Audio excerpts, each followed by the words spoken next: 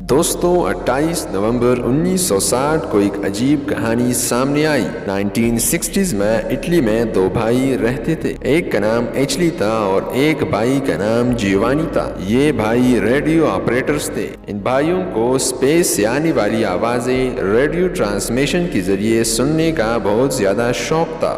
1960s میں ان بھائیوں نے اٹلی کے شہر ٹیورن میں اپنے گھر کے سامنے ایک چھوٹا سا ریڈیو اسٹیشن بنا لیا۔ یہ اسٹیشن ایک خالی پڑے ہوئے بنکر میں بنایا گیا تھا جہاں کبھی جرمن فوجی رہتے تھے۔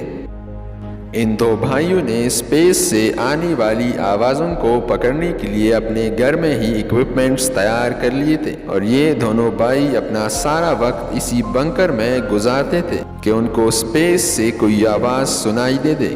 یہ ان کا جنون بن گیا تھا۔ دوستوں 1963 میں ان بھائیوں نے ایک عجیب دعویٰ کیا۔ ان کا کہنا تھا کہ 3 سال قبل 28 نومبر 1960 کو یہ دونوں بھائی اسی بنکر میں موجود تھے کہ ان کو اسپیس سے کچھ عجیب سی آواز سنائی دینے لگی۔ یہ ایک لڑکی کی آواز تھی جو بہت پریشان لگ رہی تھی۔ یہ لڑکی زور زور سے سانس لے رہی تھی اور یہ رشین زبان میں کچھ باتیں کر رہی تھی۔ یہ انتہائی افسوسناک ریکارڈنگ ہے۔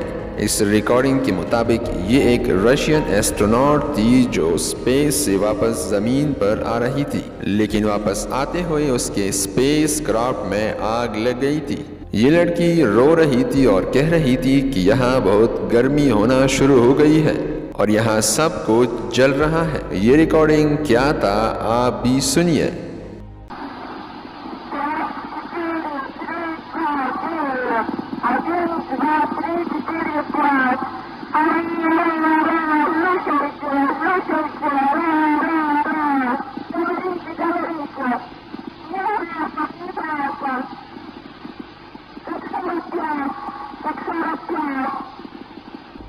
دوستوں جیسا کہ آپ نے سنا، ان بھائیوں کے مطابق انہوں نے ایک ایسی لڑکی کی آواز اسپیس سے ریڈیو کمیونیکیشن کے ذریعے سنی تھی جو خلا میں مرنے والی تھی کیونکہ اس کے اسپیس کرافٹ میں آگ لگ گئی تھی۔ دوستوں آپ سوچیں کہ ایک انسان جو خلا میں اکیلا ہے، آس پاس اسپیس کا مکمل اندھیرا ہے جہاں کسی سے مدد لینے کے کوئی چانسز موجود نہیں ہے اور نہ ہی اس کی آواز سننے والا کوئی انسان ہے، اور اس کے اسپیس کرافٹ میں آگ لگ جائے۔